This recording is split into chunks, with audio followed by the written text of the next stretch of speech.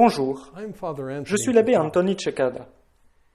Dans cette série continue de vidéos, nous avons examiné ce que les catholiques traditionalistes appellent la question du pape, c'est-à-dire comment concilier l'enseignement catholique traditionnel sur l'autorité papale, l'obligation de se soumettre au pape et l'infaillibilité et indéfectibilité de l'Église avec les erreurs et la mauvaise discipline officiellement approuvée par les papes de Vatican II. C'est un sujet particulièrement disputé en ce moment. Les côtés opposés qui se sont formés sont les sédévacantistes et le camp des R&R. Les sédévacantistes, comme moi, maintiennent que les papes post-Vatican II ne sont pas de vrais papes, en raison dans leur hérésie publique. Le camp R&R reconnaît les papes de Vatican II comme de vrais papes, mais soutient que vous pouvez résister aux enseignements, lois, rites et ordres d'un pape. L'entité la plus importante du camp R&R est la Fraternité Saint-Pie X, ou FSSPX, de Monseigneur Bernard Fellet, qui récemment, par le biais des publications de son séminaire américain, a financé le livre de John Salza et Robert Sisco qui attaque le sédévacantisme.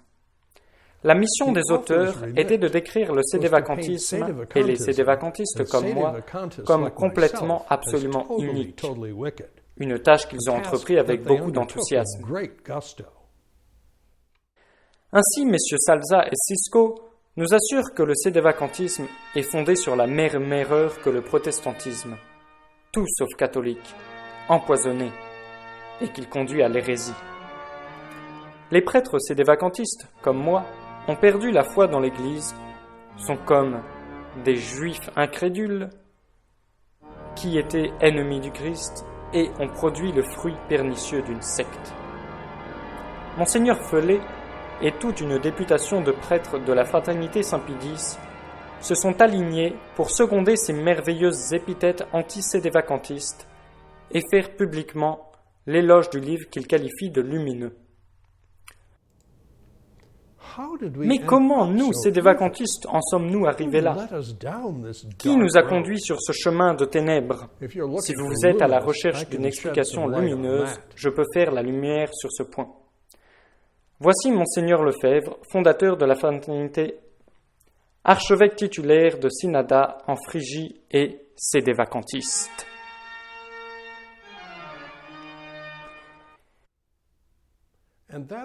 Et c'est pourquoi il est absolument absurde pour des prêtres de la Fraternité Saint-Pie X de soutenir les 700 pages de blablatage anti-sédévacantiste de Salza et Sisco. Si vous appelez les sédévacantistes comme moi ennemis du Christ, vous pouvez aussi appeler ainsi votre fondateur, Monseigneur Lefebvre. D'où pensez-vous que l'idée nous soit venue à l'origine? Un rappel historique s'impose.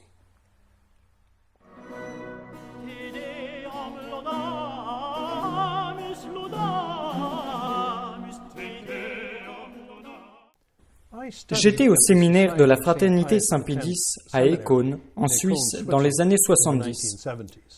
Je connaissais bien Monseigneur Lefebvre. Je le voyais tous les jours, je l'ai entendu prêcher. J'ai écouté ses conférences. Et je suis même allé plusieurs fois dans son bureau pour lui poser des questions. Quand je fus ordonné prêtre à Écône, en 1977, Bernard Fellet était encore un petit Suisse qui vivait en bas du chemin. Ayant grandi dans l'ancienne Église, je suis arrivé au séminaire de Monseigneur Lefebvre avec plusieurs questions au sujet du pape. Pour comprendre comment il a dirigé tant d'entre nous vers le sédévacantisme, comme étant la solution, il est nécessaire de parler de l'atmosphère et de la mentalité du clergé et des séminaristes à Écône dans les premiers jours. Voici une photo d'octobre 1971. Bien que tous ceux qui étaient entrés à Écône adhéraient à une tradition catholique d'une manière ou d'une autre, il semblait n'y avoir aucun accord ferme sur ce que cela signifiait. Les uns voulaient que la fraternité soit une congrégation religieuse avec approbation officielle, tout en conservant certaines pratiques traditionnalistes, mais en ne condamnant pas les changements de Vatican II comme non catholiques. C'était le camp des mous. Les autres étaient les durs. Ils voulaient que la fraternité combatte les hérétiques modernistes assis dans les hauts lieux de l'autorité dans l'Église post-Vatican II. Les plus âgés séminaristes américains qui sont entrés à Icône au début étaient des durs. Clarence Kelly et Donald Sanborn en 1971. Daniel Dolan au début de 1973, moi-même en 1975 et William Jenkins en 1976. Nous avions tous déjà été dans divers séminaires et ordres religieux aux États-Unis où nous avons vu de près le visage hideux du modernisme et avons riposté et avons été persécutés pour cela. Nous n'étions pas à Icône pour suivre Monseigneur Lefebvre. Nous étions là pour être des prêtres qui puissent apporter une messe valide et les sacrements là où il n'y en avait pas, et pour se battre contre les hérétiques qui détruisaient l'Église. La question de fond qui divisait les deux camps à Icône, mais qui était rarement discutée, était la suivante. Est-ce que les modernistes sont catholiques? Ou est-ce que les changements de Vatican II sont une véritable forme de la religion catholique? Ou encore, est-ce que quelqu'un qui promeut les changements de Vatican II peut prétendre au nom de catholique? Monseigneur Lefebvre, hélas, n'a jamais définitivement répondu à ces questions et a donné aux deux côtés de quoi se contenter. Cette tergiversation reflète les deux côtés du caractère ou de la personnalité de Monseigneur Lefebvre. L'intrépide évêque de fer, qui haït l'hérésie moderniste au plus profond de lui-même, et le doux, très expérimenté diplomate papal, qui cherche à concilier les contraires par une négociation patiente. Je ne cherche pas à le dénigrer, et certainement pas à le décrire comme non sincère, ou jouant double jeu. Monseigneur Lefebvre était profondément dévot et tout à fait franc. Conscient de sa dignité épiscopale, sans être pompeux, bien équilibré et optimiste de tempérament. Se conformant aux rubriques et digne dans sa célébration de la messe. Un prédicateur captivant et éloquent, respectueux et attentionné envers les différences nationales de culture et de tempérament, et, un vrai plus pour moi, avec un bon sens de l'humour. C'était un homme très, très vertueux, comme en ont témoigné ceux d'entre nous qui le connaissaient. Et même ceux qui plus tard sont entrés en conflit avec lui l'ont suffisamment répété à plusieurs reprises. Quoi qu'il en soit, le refus de Monseigneur Lefebvre d'apporter des réponses définitives à des questions de base a engendré la confusion théologique fondamentale qui frappe la fraternité depuis plus de 45 ans. Ce problème se retrouve derrière la plupart des 4 douzaines de conflits internes de la fraternité que j'ai catalogués dans une vidéo intitulée SSPX and Bitter Fruit, la fraternité et les fruits amers. Ainsi les durs furent vidés une année, les mous l'année suivante, et puis vice-versa, au gré de l'état d'esprit de l'archevêque. Pendant ce temps, les seuls clercs qui survécurent à long terme furent ceux qui suivaient la ligne de Monseigneur. Cela ne montrait de loyauté à aucun principe autre que Monseigneur Lefebvre ou la fraternité. Pour eux, Monseigneur était devenu un substitut du magistère de l'Église et son organisation l'Arche du Salut. Ils suivaient la ligne de Monseigneur au jour le jour, au gré de ses fluctuations. Bon pape, mauvais pape, pape, pas pape. Ils étaient les vrais disciples de l'archevêque, parce qu'ils s'étaient interdits de penser.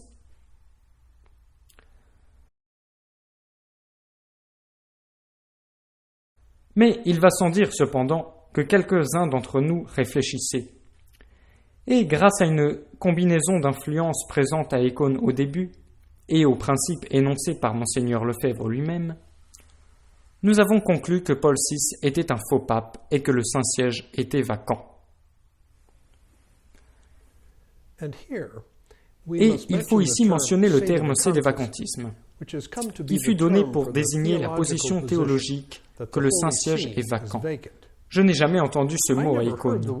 Je pense que la première fois que je l'ai rencontré était dans The Angelus, plusieurs années après mon ordination. Mais l'idée cachée derrière, à savoir que Paul VI n'était pas un vrai pape, est très répandue parmi les durs à Econ quand j'y étais. Nous aurions eu bien du mal à ce moment-là pour expliquer en termes théologiques formels comment cela pouvait être possible. Mais le sens de la foi que nous possédions en tant que catholiques nous disait qu'il y avait un grand décalage entre ce que Paul VI faisait et ce qu'il prétendait être. Bon nombre d'anglophones et quelques-uns des durs français appelaient Paul VI le monstre, titre qui lui avait été donné par une dame italienne à la vue de son image dans un magasin romain d'articles religieux. Un terme expressif, mais parfait pour désigner un moderniste.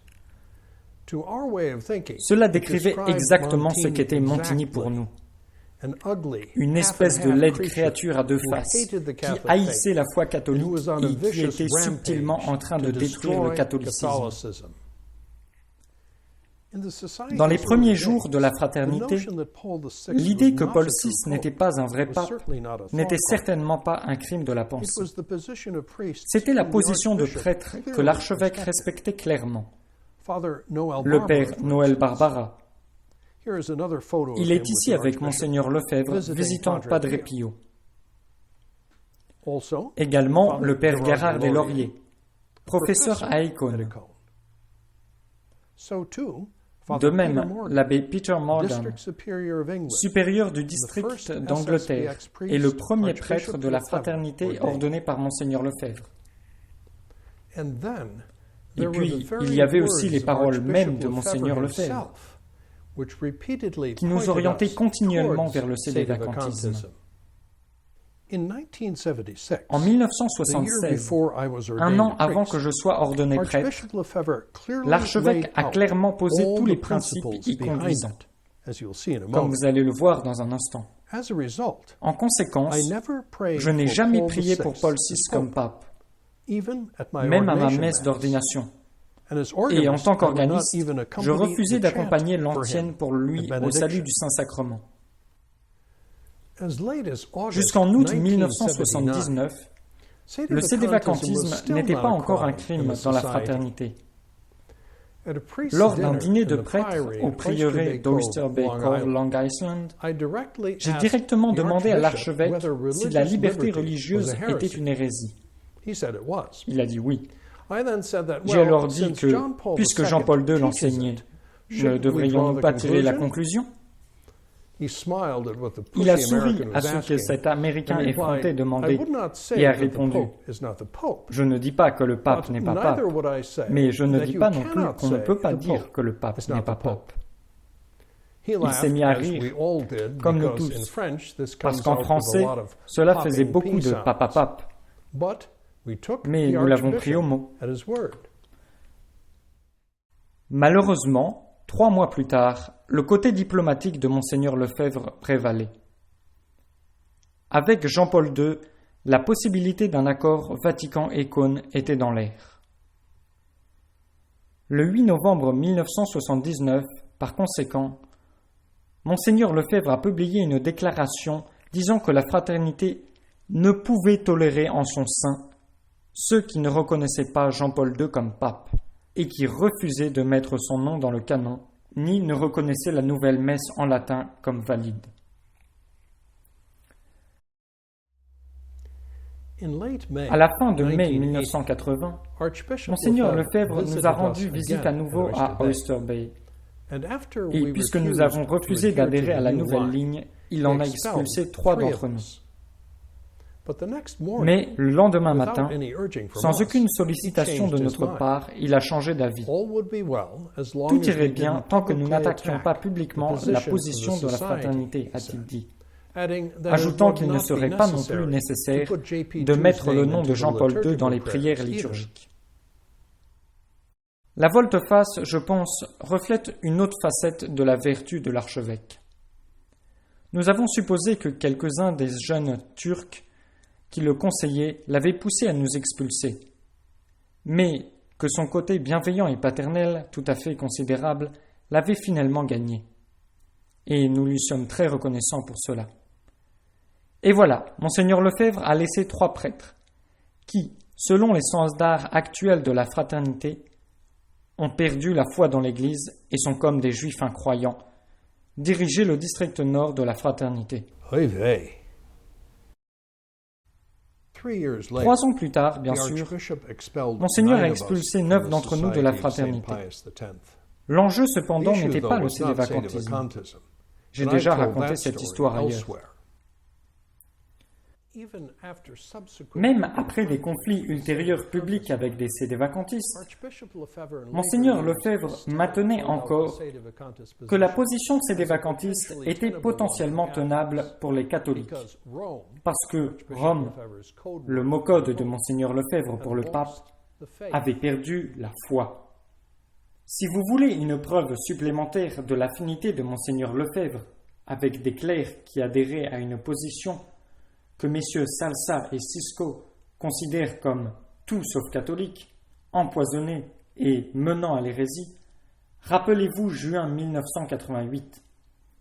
Son co-consécrateur pour les 4 évêques de la fraternité était Monseigneur Antonio de Castromayer, qui, après la cérémonie, déclarait à qui voulait l'entendre « Nous n'avons pas de pape ».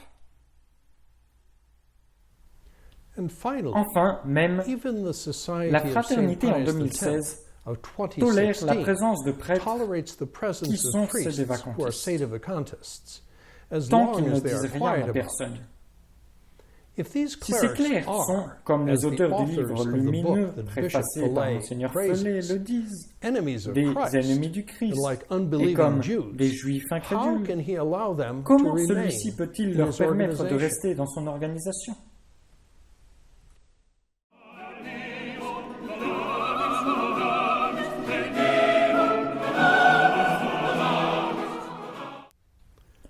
Ainsi, après avoir eu une petite perspective historique, tournons maintenant notre attention sur les déclarations pro-sédévacantistes que Monseigneur Lefebvre a faites au fil des ans. Naturellement, vous ne trouverez pas ces déclarations dans le livre de Salsa et Cisco.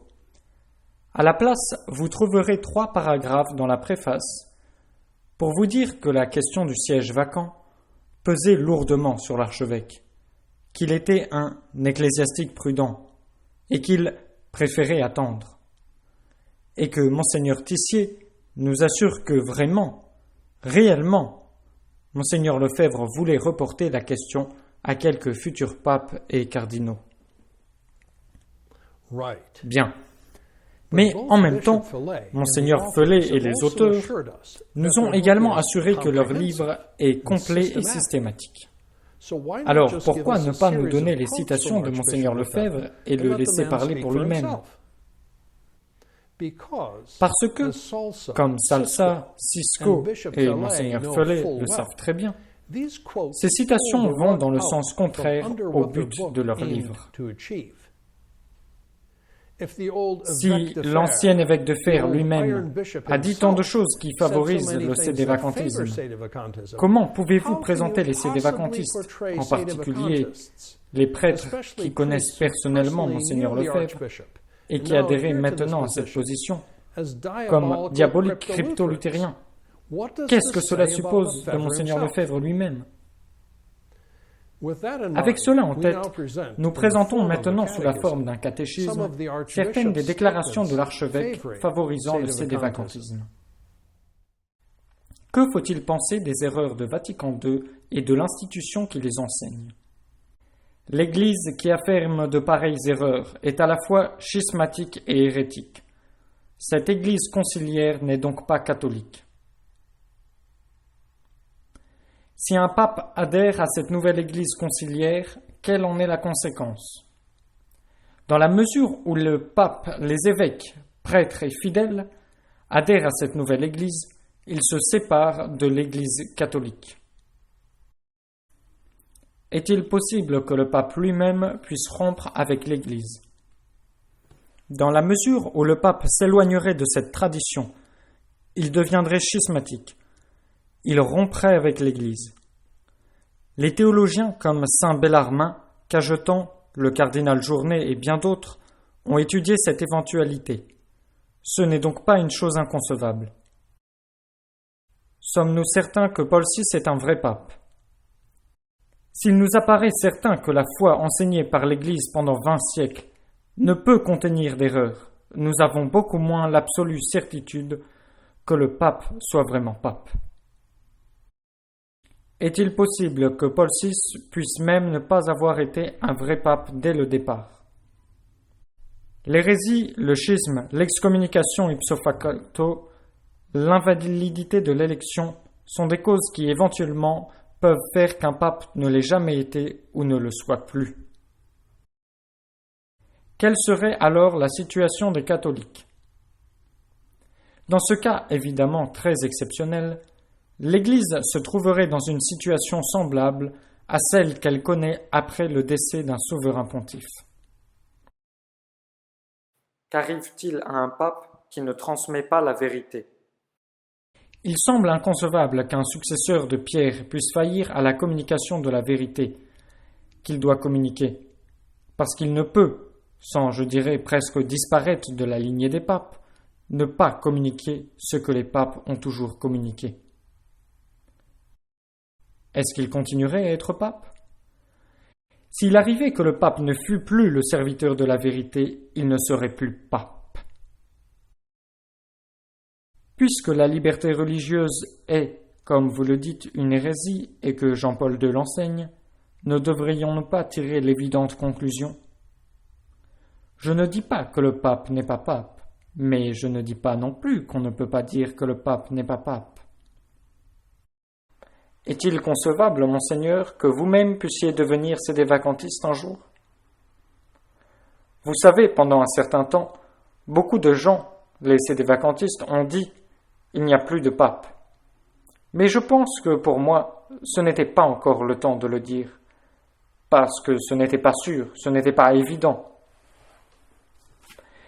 Si Jean-Paul II continue comme cela, quelles seront les conséquences?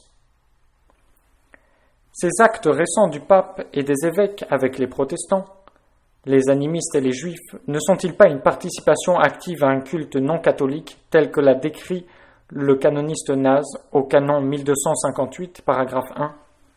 Dans ce cas, je ne vois pas comment il est possible de dire que le pape n'est pas suspect d'hérésie. Et s'il continue, il est un hérétique et un hérétique public. Telle est la doctrine de l'Église. Quelles conclusions pouvons-nous tirer des paroles et des actes de Jean-Paul II? Il est possible que nous soyons obligés de croire que ce pape n'est pas pape. Depuis 20 ans, Monseigneur de Castormayer et moi préférons attendre. Mais Monseigneur, le pape a-t-il quitté l'Église catholique? Il est impossible que Rome demeure en dehors de la tradition indéfiniment. C'est impossible. Pour le moment, ils sont en rupture avec leurs prédécesseurs. Cela n'est pas possible. Quand même, on n'est plus dans l'Église catholique.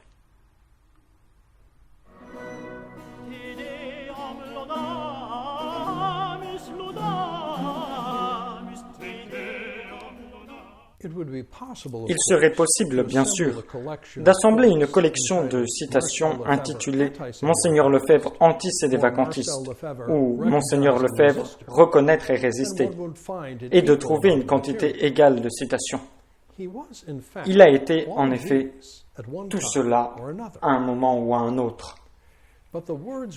Mais les mots que nous avons cités de Monseigneur Lefebvre, sédévacantiste, suffisent pour notre seul but ici, de déjouer la tentative cynique de la fraternité Saint-Pédis par l'intermédiaire de messieurs Salsa et Cisco, de diaboliser le sédévacantisme et de décrire ceux qui y adhèrent comme les enfants de Luther. Ne les croyez pas. Pour Monseigneur Lefebvre, le sédévacantisme était une position tenable pour un catholique.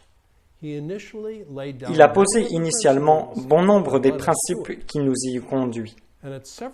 Et à plusieurs reprises au cours de son apostolat, il a ouvertement suggéré que lui-même, quoique simple évêque retraité, puisse déclarer la vacance du Saint-Siège. Et remarquez autre chose. Monseigneur Lefebvre n'a certainement jamais fait allusion au fait que, avant de déclarer le siège vacant, il aurait besoin d'attendre que le collège des cardinaux ou un concile général d'évêques ouvre un procès prouvant le crime d'hérésie, une thèse à laquelle messieurs Salsa et Cisco consacrent une centaine de pages de leur lourde prose endormante. Monseigneur Lefebvre, ayant été missionnaire, était un homme éminemment pratique. Quelles que soient les objections qu'il ait formulées contre le sédévacantisme à plusieurs reprises, ce galimatia artificiel n'en faisait sûrement pas partie. S'il avait acquis la conviction que son devoir en tant que prêtre et évêque catholique, pour le bien des âmes, était de déclarer le Saint-Siège vacant, rassurez-vous, il aurait été droit au but. Et à l'époque de Bergoglio, le pape qui dit qu'il n'y a pas de Dieu catholique, qui ne condamne pas le divorce, qui approuve les contraceptifs, que pensez-vous que Monseigneur Lefebvre nous dirait de Bergoglio? Serait-ce, suivant l'avertissement solennel de Salsa et Cisco, de nous retenir jusqu'à ce qu'un collège de cardinaux modernistes avec des chapeaux fromage, portant des ballons de baudruche, jouant du saxophone, s'habillant en jeans, convoquant un concile général d'évêques contre lui, et d'attendre ensuite un jugement public contre Bergoglio d'un concile d'hommes comme ceci? Est-ce que vous plaisantez?